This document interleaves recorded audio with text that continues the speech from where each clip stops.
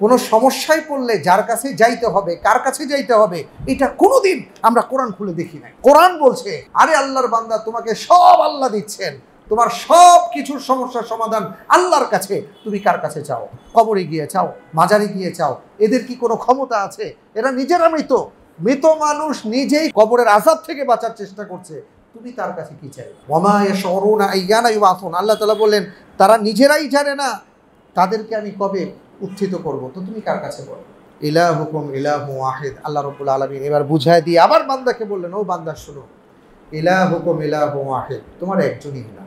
ইলাহুকুম ইলাহু ওয়াহিদ, ইলাহ মানে হলো তোমার যাবতীয় ইবাদত তুমি যার জন্য করবা তিনি কে?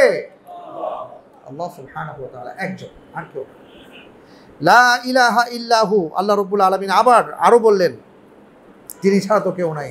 ইলাহুকুম ইলাহু ওয়াহিদ ফাল্লাযীনা লা ইউমিনুনা বিল আখিরাতি কুলুবুহুম মুনকিরা ওয়া হুম মুস্তাকবিরুন। এটা কারা মানে না? ওই একজন ইলাহকে কে মানে না? আল্লাহ সুবহানাহু ওয়া তাআলা বললেন, তারাই মানে না যারা আখিরাতকে বিশ্বাস করে না, যাদের হৃদয়টা অস্বীকার করে। কেন? অহংকার বশত। তাদের অহংকার তাদেরকে নষ্ট করে দিয়েছে।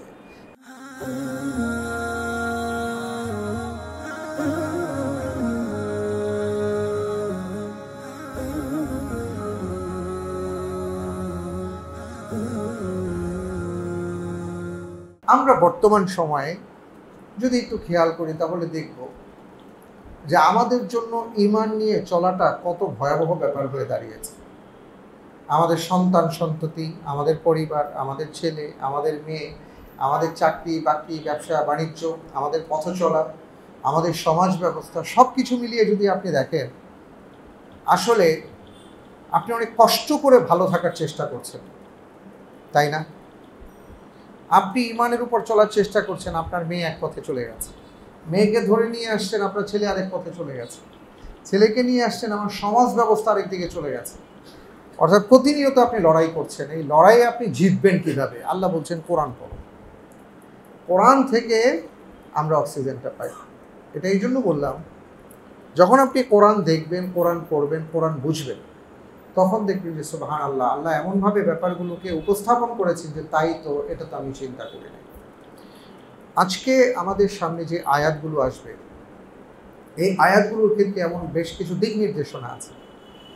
গত 3 সপ্তাহ ধরে আমরা যে কথাগুলো বলছি সূরাতুন নাহলের মধ্যে, আল্লাহ রাব্বুল আলামিন আপনার আমার জন্য কি কি অফুরন্ত নিয়ামত ঢেলে দিয়েছেন তার কিঞ্চিত আলোচনা করেছেন। আপনাদের নিশ্চয়ই মনে আছে, একেবারে আমাদের সেই পাহাড় পর্বত, নদী নালা, খাল বিল, জঙ্গল ইত্যাদি থেকে শুরু করে আল্লাহ রাব্বুল আলামিন মোটামুটি আমাদের জীবন জীবিকার জন্য যা দরকার তার সব কিছুই আলোচনা করেছেন। কেন?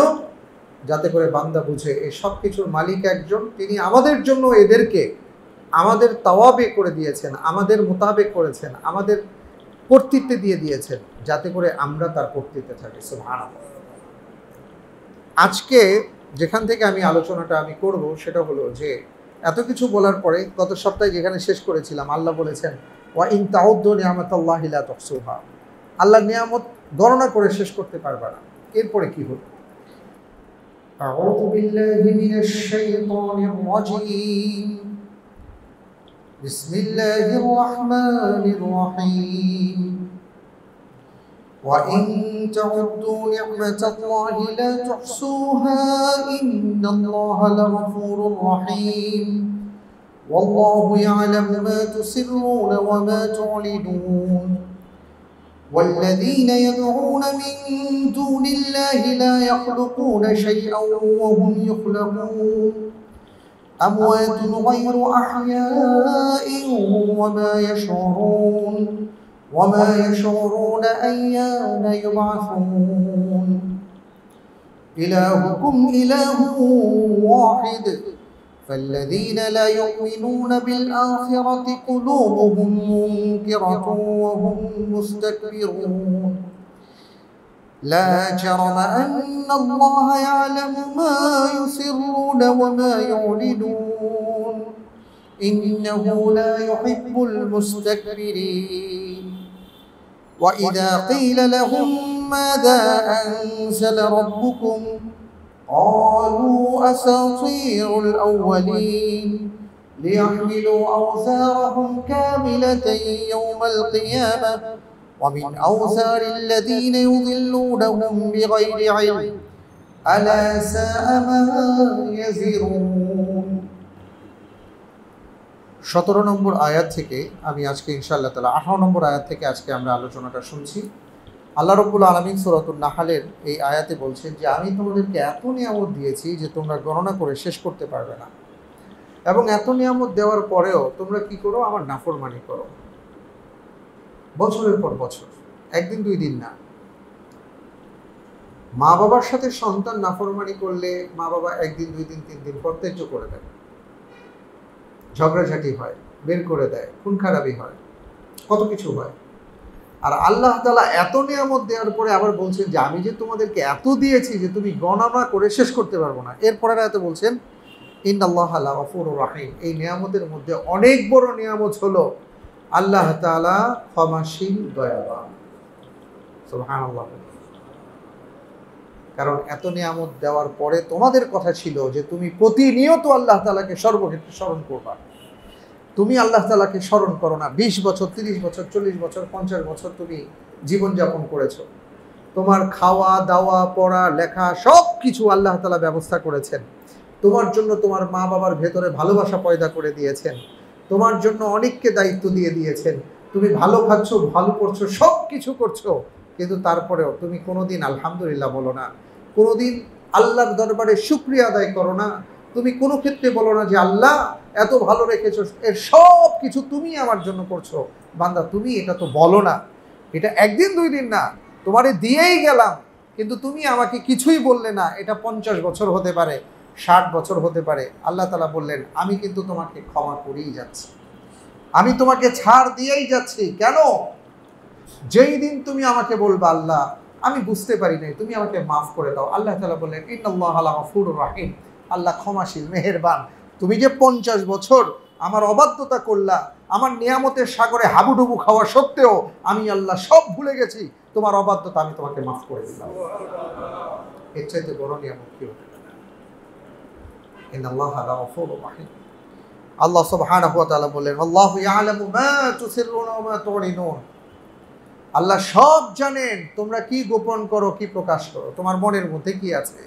অনেকে জানে না, কিন্তু আমি আল্লাহ জানি। আল্লাহ কতটা দয়াবান, কতটা মেহেরবান। ভাই, আপনার মনের মধ্যে খারাপ চিন্তা আসছে, ফেরেশতারা আল্লাহ তাআলাকে জিজ্ঞেস করেন রব্বুল আলামিন লিখবো? আল্লাহ বলেন না, মনে আসছে, সে কাজ তো করে নাই। যতক্ষণ পর্যন্ত সে অপরাধ না করবে, খারাপ অনুপাতে কাজ না করবে, ততক্ষণ পর্যন্ত লেখা নিষেধ। কিন্তু কোনো আল্লাহর বান্দা ভালো নিয়ত করেছেন, কাজ করেন নাই, আল্লাহ বলছেন এটা লিখতে থাকো, সওয়াব লিখতে থাকো। আমার বান্দা ভালো নিয়ত করেছে, সওয়াব লিখতে থাকো। ভালো কাজ করছে তো আরো ভালো কথা, তো লিখবেই। কিন্তু মন্দ কাজের চিন্তা করেছে, আল্লাহ তাআলা বলছেন লেখো না, যতক্ষণ পর্যন্ত সে না করবে।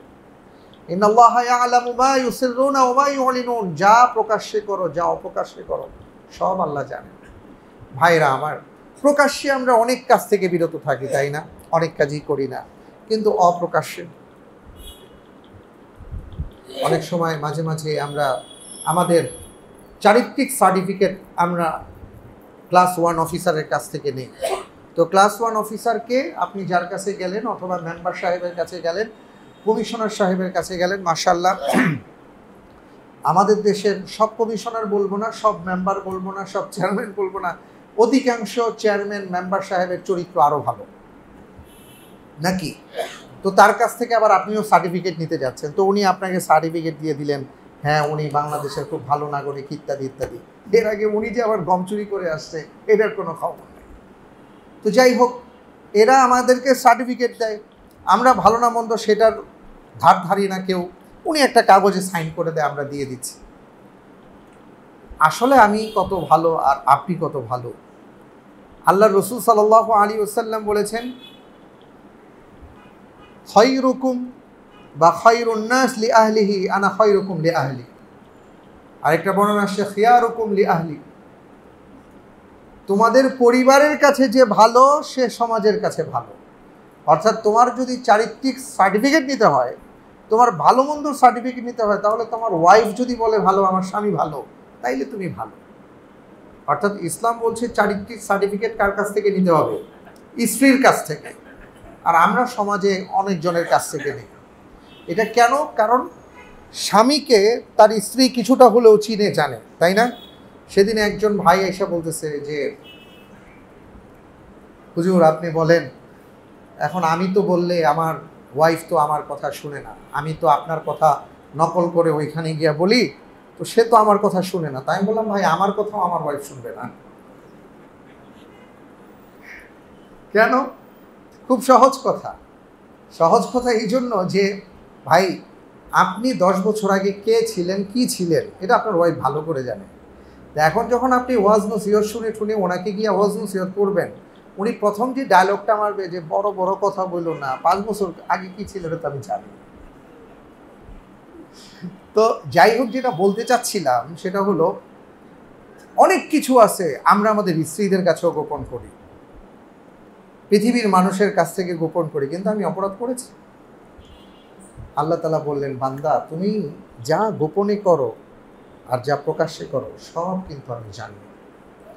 আল্লাহ তাআলা কতটা দয়াবান, কতটা মেহেরবান। আপনি আমি রাতের অন্ধকারে মানুষের অনুপস্থিতিতে দরজা জানালা বন্ধ করে আলো নিভিয়ে দিয়ে এমন কোনো অপরাধ করেছি, আল্লাহ তাআলা বলছেন, বান্দা তুমি যতক্ষণ পর্যন্ত এটা প্রকাশ না করবা, আমি আল্লাহ ততক্ষণ পর্যন্ত প্রকাশ করব। তোমার জন্য তওবার দরজা আমি খোলা রেখে দিয়েছি। কোথায় পাবেন এমন মালিক? উনি কিন্তু সব জানেন। আপনার দোকানে আপনি কর্মকর্তা কর্মচারী রেখেছেন, সে দেদারসে প্রতিদিন চুরি করে, সে মনে করে মালিক দেখে না। আপনি ক্যামেরাতে প্রতিদিন দেখতেছেন কি সুন্দর করে সে চুরিটা করতেছে। আপনি কি আপনার ওই কর্মচারীরে বলবেন, তুমি যতদিন পারো চুরি করতে থাকো, আমি কিছুই বলবো না, তুমি না বলা পর্যন্ত? এটা কেউ বলে? ক্যামেরায় দেখার সাথে সাথে চুরিও করতে হয় না, ড্রয়ার কেন খুলেছিস, এটার জন্যই তো কত কাহিনী হয়ে যায়। ভাই ঠিক না? আমাদের মালিক তার বান্দারা কি করে প্রতিনিয়ত সব জানেন, কিন্তু গোপন রেখেছেন, প্রকাশ করছেন না, বলছেন না। কেন? ইন্নাল্লাহা লাগফুরুর রাহিম, তিনি অত্যন্ত মেহেরবান আমাদের উপর, অনেক দয়াবান, অনেক দয়াতার। এই জন্য তিনি প্রকাশ করছেন না, বান্দা তুই যেদিন আমার কাছে ক্ষমা চাইবি আমি তোকে মাফ করে দেব। সুবহানাল্লাহ। সেই মালিককে আমরা ভুলে গিয়ে কি করি ভাই? ওয়াল্লাযীনা ইয়াদউনা মিন দুনিল্লাহি লা ইয়াখলুকুনা শাইআন ওয়া হুম ইখলাকুন। ওই মালিককে ভুলে গিয়ে তারা কি করে? আল্লাহকে বাদ দিয়ে এমন সব কাউকে ডাকে, লা ইয়াখলুকুনা শাইআন, না তারা কাউকে সৃষ্টি করেছে, ওয়া হুম ইখলাকুন, এবং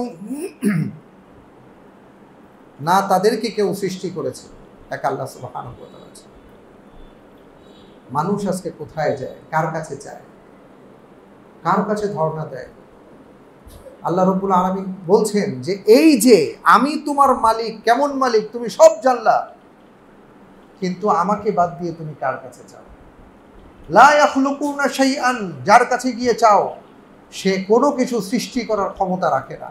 শাইআন মানে হলো একেবারে বিন্দু বিসর্গ যাকে বলা হয়, অর্থাৎ আদনা থেকে আদনা, এর চেয়ে হীন কিছু হতে পারে না, এমন কিছু সে সৃষ্টি করতে পারে না। শাইআন অর্থাৎ এর চেয়ে ছোট কিছু হয় না। ওই যে অনুপরমাণু আমরা যেটা বলি, হ্যাঁ অনু, যে এমন কিছু সে সৃষ্টি করার ক্ষমতা রাখে না, কিন্তু তুমি তার কাছে গিয়ে চাচ্ছ, তার কাছে গিয়ে বলছো তোমার সমস্যার কথা বলো, তুমি তাকে মালিক বানিয়েছো আল্লাহকে বাদ দিয়ে। আল্লাহ তাআলা বললেন ওয়াল্লাযীনা ইয়াদউনা মিন দুনিল্লাহি, আল্লাহ রাব্বুল আলামিনকে বাদ দিয়ে তারা কাকে ডাকে? না সে কাউকে সৃষ্টি করেছে, না আল্লাহ ছাড়া তাকে কেউ সৃষ্টি করেছে। আমওয়াতুন গায়রু আহইয়া, আহারে এমন এমন জিনিসকে তোমরা ডাকো যার কোনো জীবন নাই, সে মৃত। কবরে মানুষ যে গিয়া ডাকে, হ্যাঁ অমুক বাবা তমুক বাবা, ল্যাপটপ দিয়ে উপর দিয়ে সুন্দর মশারি টশারি টানায়, এরপর ডাকতে থাকে। কোনো কোনো জায়গায় গিয়া ডাকে ওই কবরের ভিতরে কেউই নাই। আপনি গিয়ে দেখবেন যে গোলাপ শাহের ওইখানে, ইতিহাস বলে ওইখানে কোনো মাজার নাই, কোনো মানুষের মৃত্যু হয় নাই, কিন্তু এমনি হয়ে গেছে গোরসা মাজার। মানুষ নাই, কিন্তু মানুষ ওখানে গিয়ে টাকা দেয়, পয়সা দেয়, সেজদা দেয়, কত কিছু করে। কার কাছে চায়? মৃত মানুষের কাছে আমরা কেন চাই? যে মৃত কিছুই করতে পারে না। আল্লাহ তাআলা বলছেন আমওয়াতুন গায়রু আহইয়া ওয়া মা ইয়াশউরুনা আইয়ানা ইউবাসুন। সে নিজেও জানে না কবে তাকে আমি উঠাবো। তুমি কার কাছে বলো? সম্মানিত ভাইরা আমার, যুগ যুগ ধরে আমাদের সমাজে চলে আসছে অমুকের কাছে যাইতে হবে, অমুক মাজারে চাইতে হবে, অমুক জায়গায় না গেলে উনি গরম, উনি ঠান্ডা। হ্যাঁ, এমন কত কথা শুনে আসছি আমরা। সিলেটে বলে একজন আছে গরম, একজন ঠান্ডা, একজনের কাছে না গেলে আরেকজন বলে মাইন্ড করে। আরেকজন ভাই বলছিলেন যে জীবনে একবার বড় ভুল করে নিজামুদ্দিনে গেছিলাম, তো ওইখানে যাওয়ার পরে এমন বিপদে পড়ছি যে ওইখানের খাদেমরাই বড় পীর সাহেব, মনে হলো কবর থেকে এরাই উঠে আসছে। আর কি আপনাকে থাকতে হবে, ওইখানে হাদিয়া দিতে হবে, কি যে অবস্থা। তাই বললাম কি বুঝলেন? উনি বললেন যে আসলে যেটা বুঝলাম যে কবরে যে আসলে যে আছে তার যে কোনো ক্ষমতা নাই, সেই দিনই আমি বুঝতে পারছি, নয়তো এত বড় বেয়াদব থাকে কি করে এই জায়গায়। তো সম্মানিত ভাইরা আমার, সমস্যা হলো আমাদের কোনো সমস্যায় পড়লে, যে কথাটা যা শুরু করছি, কোনো সমস্যায় পড়লে যার কাছে যাইতে হবে, কার কাছে যাইতে হবে, এটা কোনোদিন আমরা কোরআন খুলে দেখি নাই। কোরআন বলছে আরে আল্লাহর বান্দা, তোমাকে সব আল্লাহ দিচ্ছেন, তোমার সব কিছুর সমস্যার সমাধান আল্লাহর কাছে, তুমি কার কাছে চাও? কবরে গিয়ে চাও, মাজারে গিয়ে চাও। এদের কি কোনো ক্ষমতা আছে? এরা নিজেরা মৃত। মৃত মানুষ নিজেই কোনোভাবে বেঁচে থাকার আর কি কবরের আযাব থেকে বাঁচার চেষ্টা করছে, তুমি তার কাছে কি চাইবে? ওয়ামা ইয়াশউরুনা আইয়ানা ইউবাসুন। আল্লাহ তাআলা বললেন তারা নিজেরাই জানে না তাদেরকে আমি কবে উত্থিত করব, তো তুমি কার কাছে বলো? ইলাহুকুম ইলাহু ওয়াহিদ। আল্লাহ রাব্বুল আলামিন এবার বুঝায় দিয়ে আবার বান্দাকে বললেন, ও বান্দা শোনো, ইলাহুকুম ইলাহু ওয়াহিদ, তোমার একজনই ইলাহ। ইলাহুকুম ইলাহু ওয়াহিদ, ইলাহ মানে হলো তোমার যাবতীয় ইবাদত তুমি যার জন্য করবা তিনি কে? আল্লাহ সুবহানাহু ওয়া তাআলা, একজন, আর কেউ না। লা ইলাহা ইল্লাহু। আল্লাহ রাব্বুল আলামিন আবার আরো বললেন তিনি ছাড়া তো কেউ নাই। ইলাহুকুম ইলাহু ওয়াহিদ ফাল্লাযীনা লা ইউমিনুনা বিল আখিরাতি কুলুবুহুম মুনকিরা ওয়া হুম মুস্তাকবিরুন। এটা কারা মানে না? ওই একজন ইলাহকে কে মানে না? আল্লাহ সুবহানাহু ওয়া তাআলা বললেন তারাই মানে না যারা আখিরাতকে বিশ্বাস করে না, যাদের হৃদয়টা অস্বীকার করে। কেন? অহংকার বশত। তাদের অহংকার তাদেরকে নষ্ট করে দিয়েছে। আপনি বড় বড় জায়গায় যাবেন, আমাদের দেশের এমন একটা লেভেল আছে যেই লেভেলে আল্লাহকে তারা মানতে রাজি না, বুঝতে রাজি না। একটা লেভেল আছে তারা মাজার নিয়ে থাকে, কিন্তু অনেক শিক্ষিত, যাদের শিক্ষার কমতি আছে ভিন্ন কথা, কিন্তু অনেক বড় বড় শিক্ষিত মানুষ এদেরকে দেখবেন মাজারে পড়ে থাকে, দরগায় পড়ে থাকে। এরা আসলে কি বুঝে? কেন এখানে পড়ে থাকে? একদল পাবেন তারা আল্লাহ সুবহানাহু ওয়া তাআলাকে মানে না। কেন? আল্লাহ রাব্বুল আলামিন বলেন তাদের হৃদয়টা সত্য গ্রহণে অস্বীকৃতি জানায়, এই জন্য তারা অহংকারী। আর যে অহংকারী তার নসিবে ঈমান জুটে না, তার নসিবে তাওহীদ জুটে না।